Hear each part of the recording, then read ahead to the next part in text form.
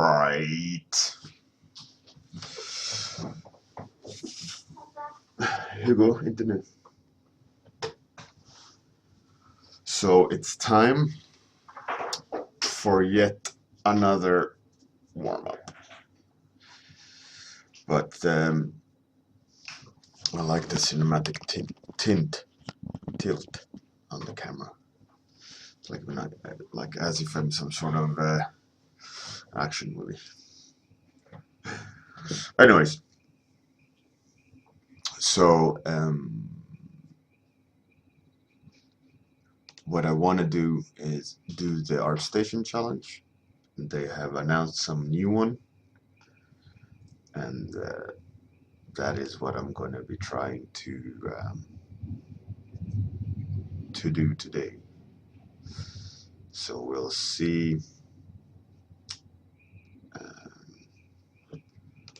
how that goes. I wonder if I'm live. It should be live, right? Let's see. It doesn't say that I am.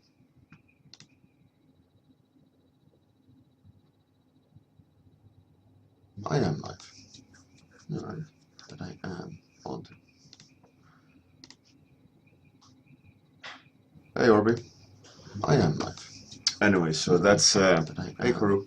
So that's the idea. It's ArtStation has done a new challenge. Hey Orby, I am live. Anyway, so that's switch the sound off, and it's the new challenge is Beyond Human. So I joined the concept art thing. Anyway, Atsuki. So that's what I'm going to be doing. Going to be doing some character designs. I thought, we started doing the random topics yesterday, but I saw that there was a new ArtStation challenge, so I thought, why not? So I was thinking this morning of like while working, while doing, like just line art. What would be a cool world to start sketching? So I was thinking about like, okay, so because the ArtStation challenges was about Beyond Human, like what happened in the future. Have we gone to utopia, or is it some sort of isn't the humans the primary life form, etc., etc. So that kind of things. So I was thinking, what would be cool to see. So one idea. By the way, I'm not going to do renders this time around. I'm just going to do line art, and that way I should theoretically have more time to do work, right? So anyways, so I was thinking what would be cool, and I was thinking of what contrasting materials could look cool.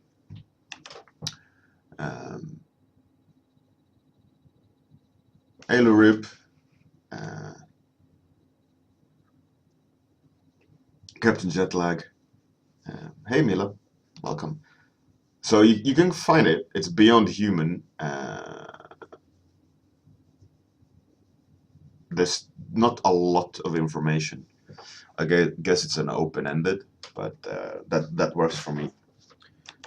Anyway, so as I was saying, I was thinking about what would be a cool combination of materials. So I was thinking about like broken porcelain and dark metal and worn cloth. I mean that kind of combination on paper is could be an interesting combination. Super clean but broken porcelain put together with metal, dark metal, like combination. So it's hard versus soft, and then cloth in between. So I was thinking, or that will be a good start for one, because yet again you have to do two factions, right? Two evil, two heroes. And so I was thinking, well, that would be a pretty cool idea if um, the heroes were the porcelain ones, right? Or I don't know, some sort of twist to it, so that the dark looking with porcelain, maybe they are the heroes, or they are the good guys. Maybe they are the holder um, of history, or something different, to switch it up a bit. Um, Maybe they are not evil, but maybe it would be too easy to go that route. So I don't know yet. So I'm thinking about where to go. It's obviously it's sci-fi, so it's a little bit different this time around, but still the same. So I was thinking of playing around with um, proportions a lot. Like I was seeing these metal and porcelain things quite, they're quite spindly, thin, or maybe insectoid. But that turns them into evil, right?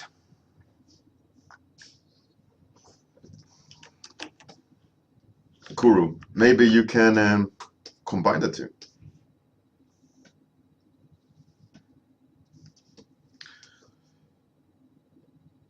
I mean, that's one way to go. It was saying that they are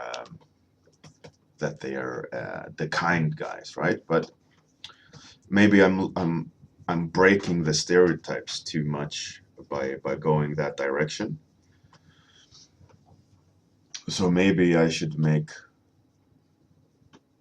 I mean, I could go the porcelain and metal route, being the evil guys, right?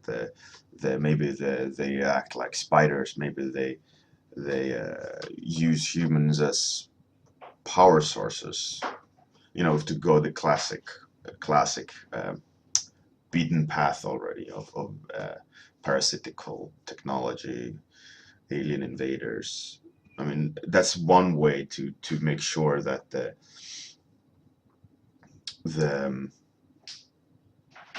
the classics of storytelling comes through without you having to over explain the world. It's a strong archetype that you could use without problems.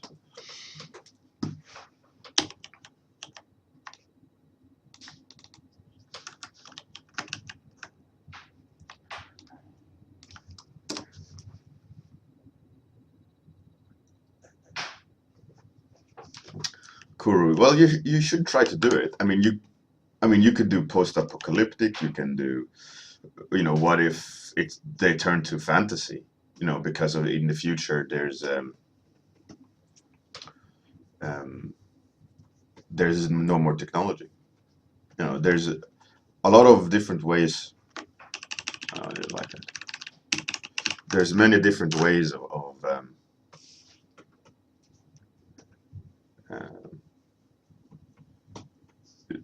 give it your own spin.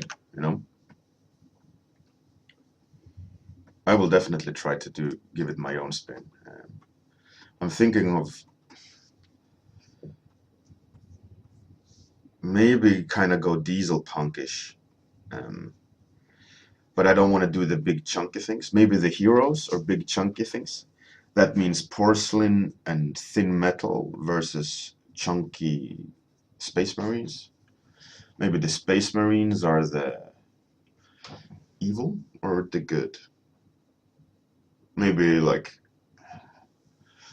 hmm,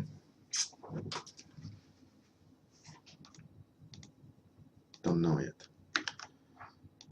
But thin versus fat, low tech versus high tech. Definitely something like that.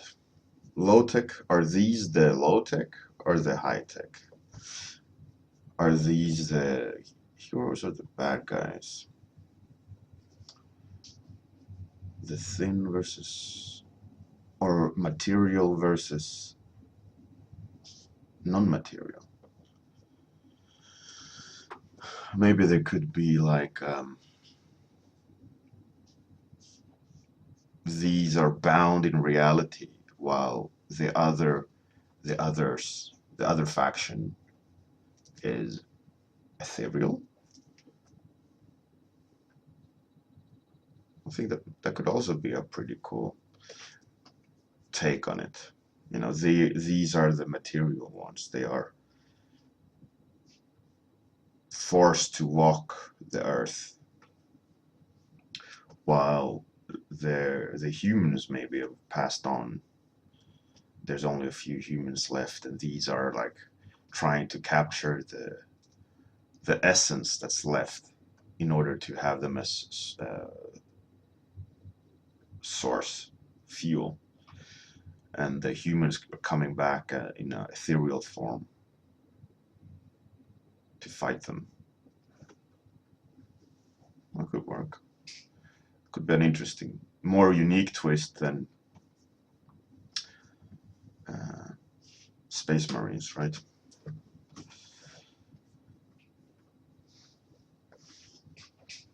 Hey, Captain Bolt.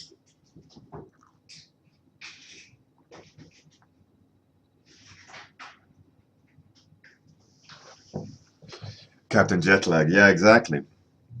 You gotta use those archetypes and use those stereotypes so that the narrative comes across, the design comes across. Because if you do too random, there's not enough association, and you won't understand it at face value.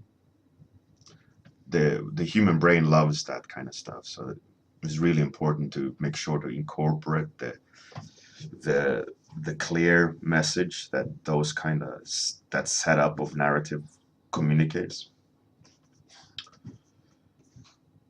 So I'm thinking, you know, in these kind of ways now, in order to make a strong concept, like how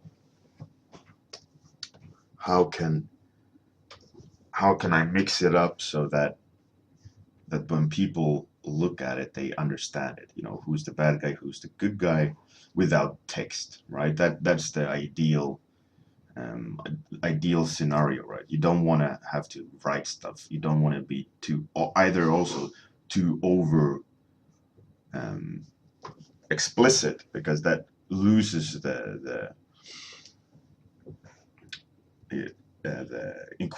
inquisitive nature of looking at something you've never seen before, right? So you want to look at it and go, "Oh, what's this?" But then as you're looking, you're starting to pick up on visual cues, on information.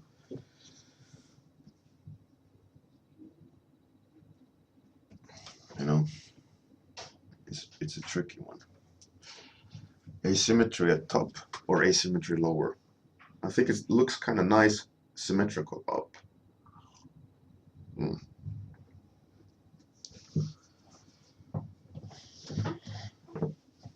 Yeah, exactly, Kuro. Five heroes, five villains is the classic. They're like the last one as well. Um, hey, Angry Sausage, you should do it. Do it for sure.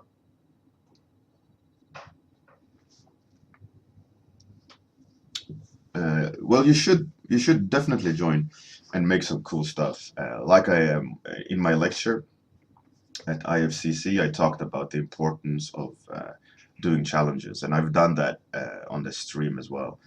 And it's a really, really good way to push yourself. And if you don't do it, you're just going to regret it, and there's always a risk of stagnation when you're not forced to having to step up your game and and and and kind of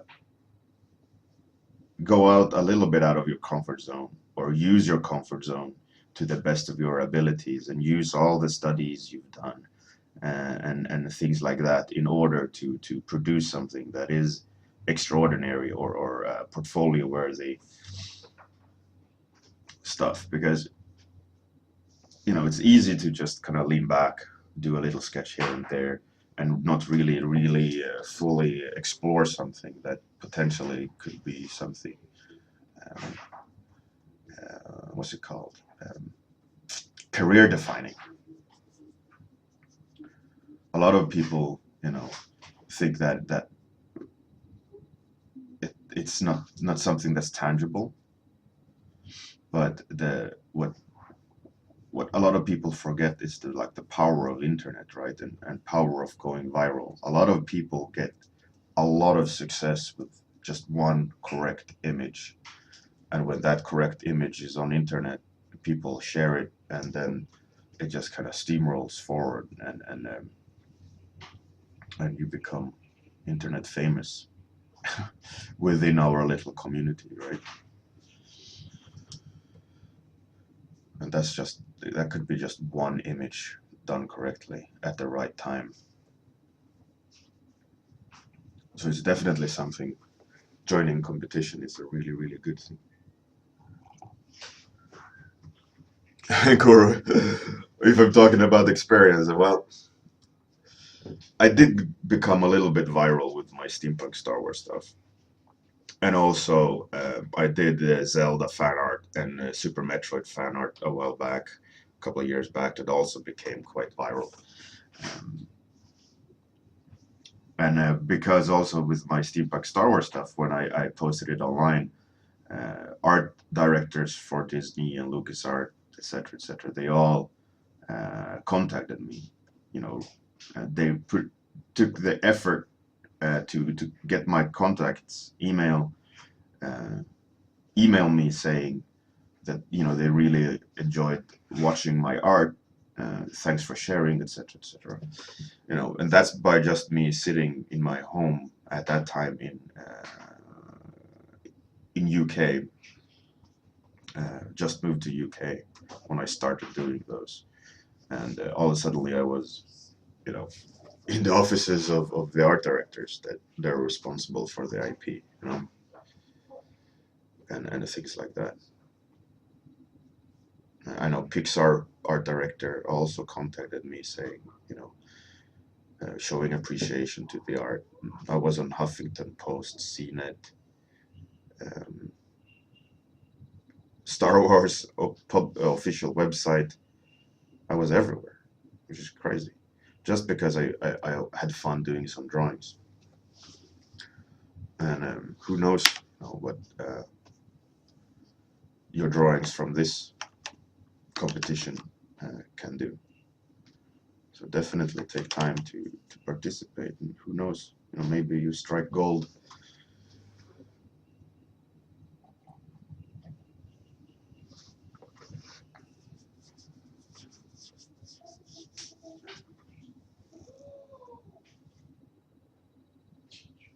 Um, Angry sausage, no, not really.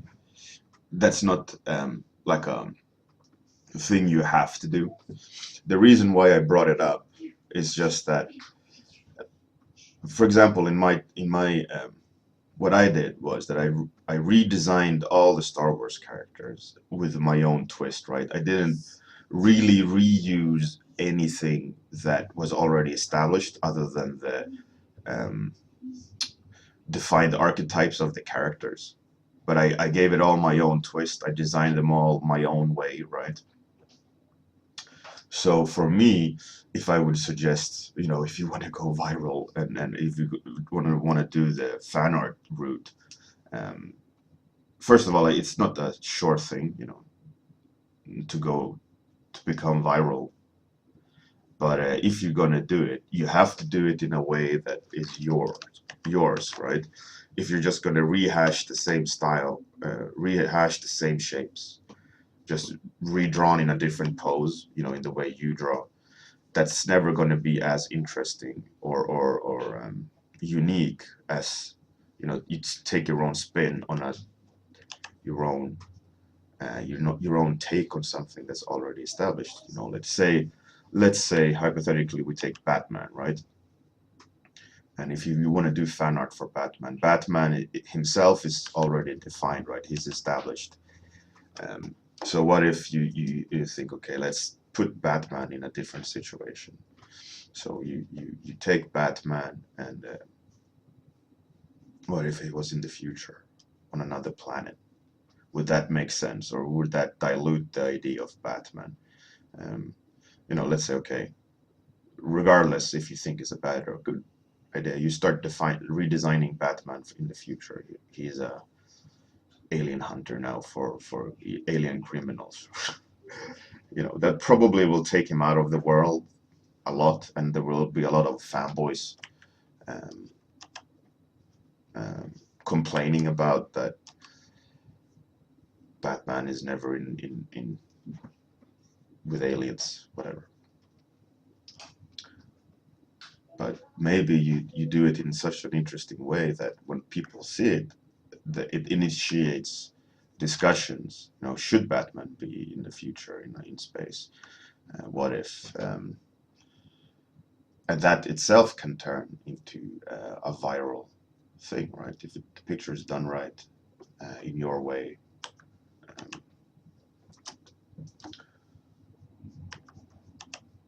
but that's still, it's not that you just made Batman, right? Rehashed him that someone else has already designed. You made it in your own way with your own villains, with your own. But you're leaning on the archetypes that the Batman world already has established. Let's say like the penguin in space. What is he? Is like a squid-like alien. All the who's Mr. Freeze in space? Is he a mad scientist? Is he an alien scientist? And in that way, you still don't. You're still challenged, and you're still being able to show who you are, right? Without compromising anything. And I think, regardless of it's your IP or Batman IP, you're still changing it up to a degree that you're relying on the infamy of Batman to kind of put your art in the front room. Because what if it goes viral because it's Batman, it's a good drawing or whatever, and they've never seen Batman so gritty before or whatever, who knows. So that's my take on doing fan art. Don't just do the fan art just like the original artist did them, but make them your way. That worked the best for me.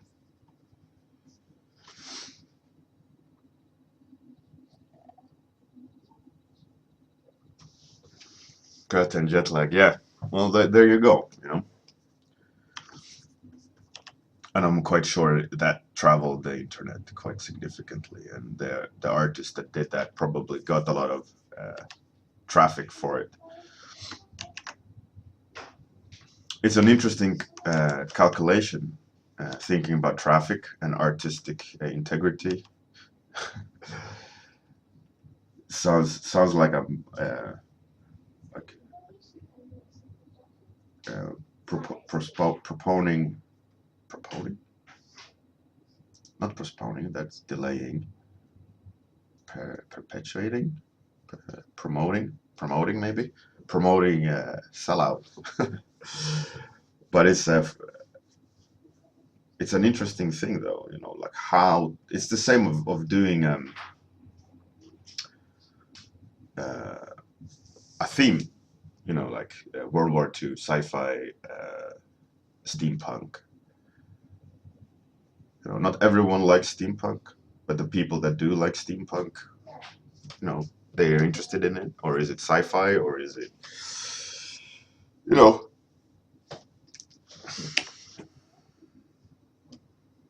what do you use to put yourself out there? Like there's this one artist, Pierre Revenue or Rene something. I posted it on Discord. He made a new account on a fake name with completely new images other that wasn't associated with him, so that no one looking at the art would go, oh, that's Pierre.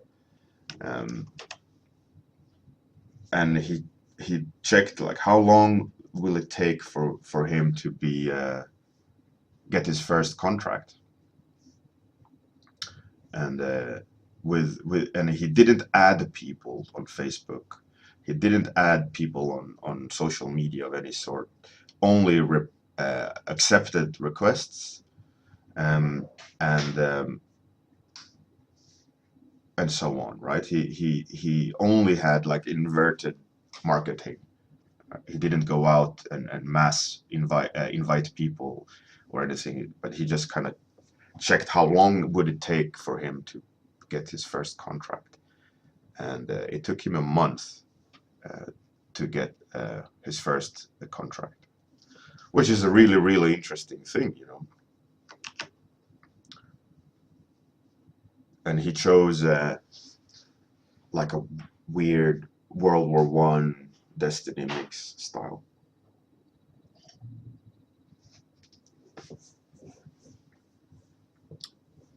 There we go, Orby. Pierre Raveneux. No, I don't speak French. I don't know how to pronounce it.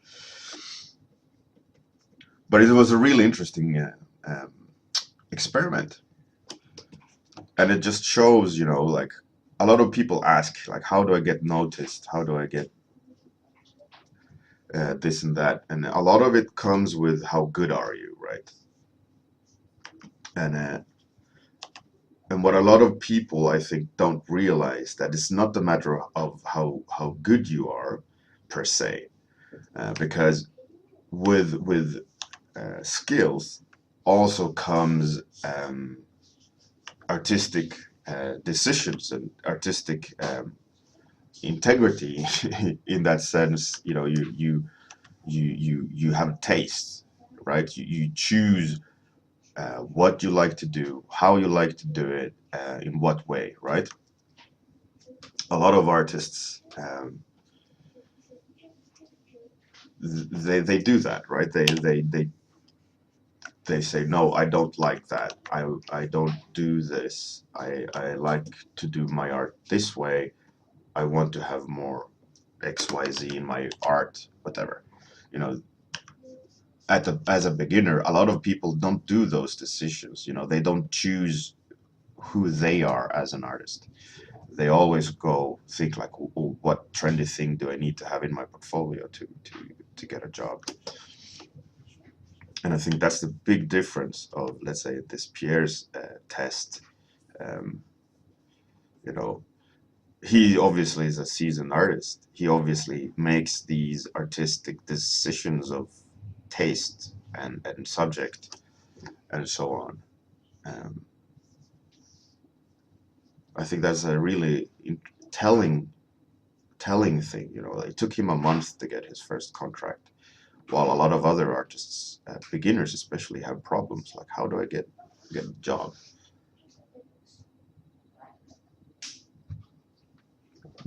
Which is you know, it's a something to think about. I think as a beginner artist, you guys should think about like where lies my taste. You know, what do I like to do? What don't I like to do? Um, you know, take a step back and think of who you are. What world do you want to craft, or what do you prefer to draw? And in what way do you draw it? I mean, a lot of people, for example, like drawing characters in from an already established world. You know, let's say Warhammer. It's really hard to get noticed in that way unless you really want to work for Warhammer. But I'm quite sure that Warhammer, looking at your portfolio, would rather see your own take on things and your design sensibilities, and then they go, I wonder what this guy or woman or man would do with our IP, Warhammer. And I think if this Pierre, for example, would have only focused on Warhammer with his current skill set, I doubt that it would be go that well, you know, because he's kind of pigeonholing himself, right? In an in a roundabout way that not everyone cares about Warhammer, but everyone cares about someone else's private art, their own mind, their own um, take on things, right? Regardless of subject. Um, I don't know. I'm rambling maybe, but it's something that's worth thinking about as an artist. Who you are and what you like to do, and in what way you do it. Do you do line art only, or I look at a lot of portfolios that they don't need all illustrations. You can obviously see their strengths lie in line art, yet they have some fantasy elf rendered. And looking at the portfolios, like, what is that doing there? And the only reason why this hypothetical elf is in their portfolio is that they think they need it, just so that they tick that box. It's useless. I'm quite sure that they will never get hired for that elf in a tree that everyone has seen 1,000 times.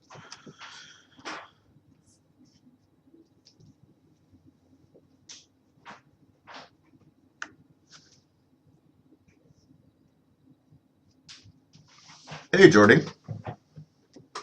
How's it going? I was looking at Beard Bros yesterday, and you definitely had internet issues.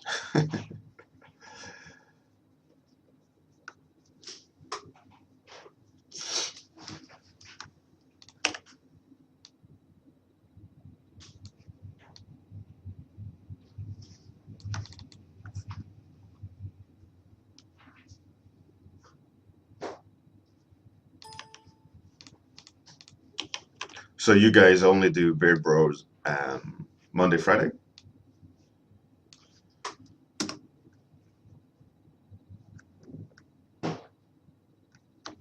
If it's a toilet seat. No, well, the idea was it's supposed to be like um, exhaust. I was thinking it has some sort of bioengine. But the 3D of the body going back into space isn't really working at the moment. I need to add a lot more um, things, and the legs are too repetitive. Um, but I think it's a good start, kind of.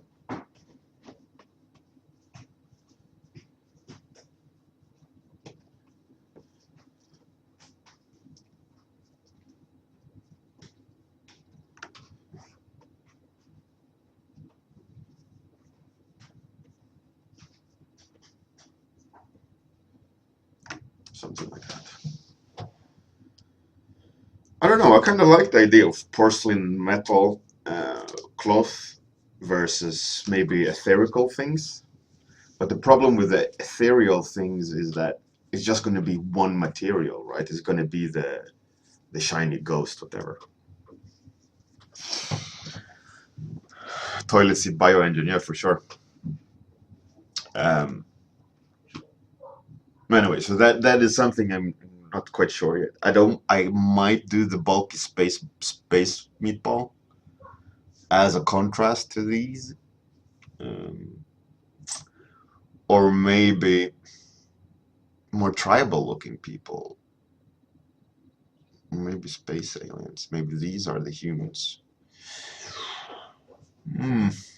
Not sure yet, but anyways, it's fun starting another challenge. Gonna do line art this time around.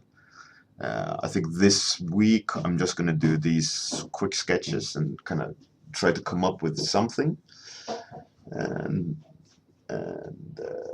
we'll see where that goes. Thanks everyone for joining in. Have a fantastic day. And good night if you're in that part of the world, and see you tomorrow. Join the challenge, ArtStation challenge. Good for you.